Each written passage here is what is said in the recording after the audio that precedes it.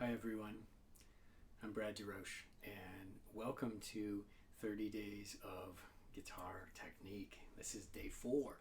So hopefully you stuck with me so far and it hasn't driven you too crazy.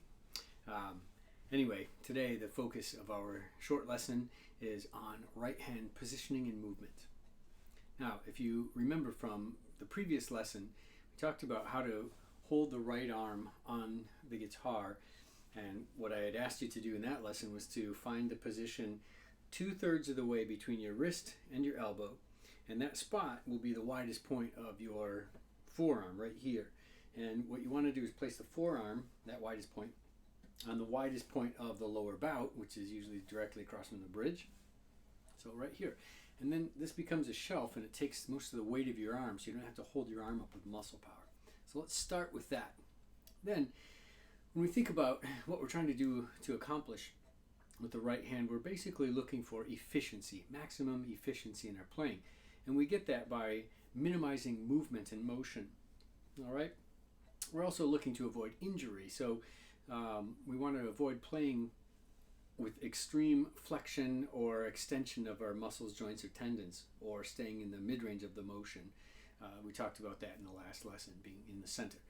And then finally, we want to make sure we position our hand in such a way that produces a good sound. All right, so all those 3 things are what we're trying to accomplish in the lesson today. All right, so once we've got our hand in this basic position here, what I think about is approaching the string at a 45-degree angle. So what I mean by that is if we were to approach it at a 90-degree angle, we would be straight perpendicular to the string. So when we pull through the string at a straight 90-degree angle, like this, going through in this direction, it tends to produce a pretty thin quality of sound. It's not only because we're playing just off the nail, there's other things involved here. So what I want to do is to try to get my hand to a 45-degree angle, so I'm slicing through the string at a 45-degree angle. All right, does that make sense? So I'm pushing through the string at a 45-degree angle, produces a much fuller, more fundamental sound.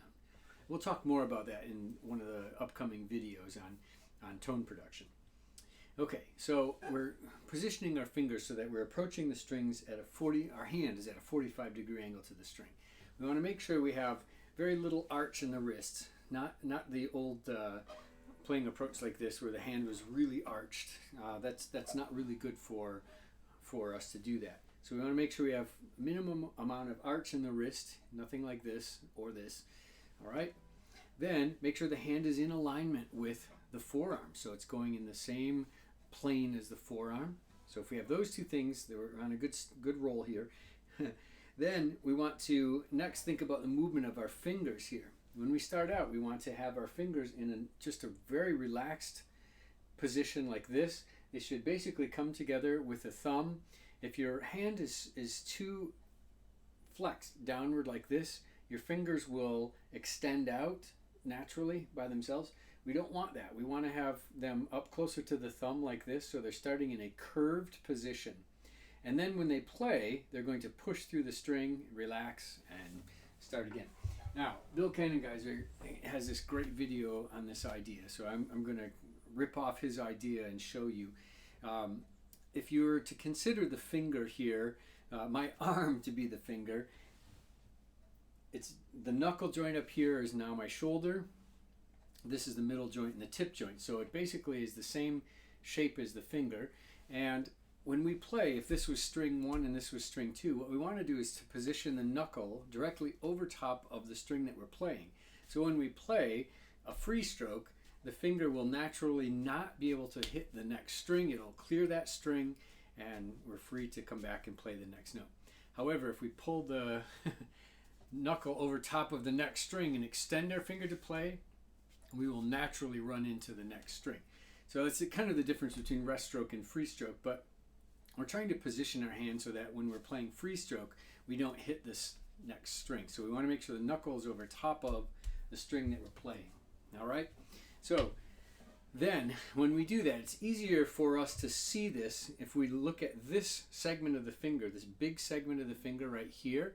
When we play, it should move inward toward the palm. You should be able to see this motion from your perspective. So when I play with this finger, it moves inward toward my palm. It's moving from the knuckle joint. Now, what I've also done is positioned this knuckle joint directly over top of the string I'm playing with this finger. So in this case, I'm on the 3rd string.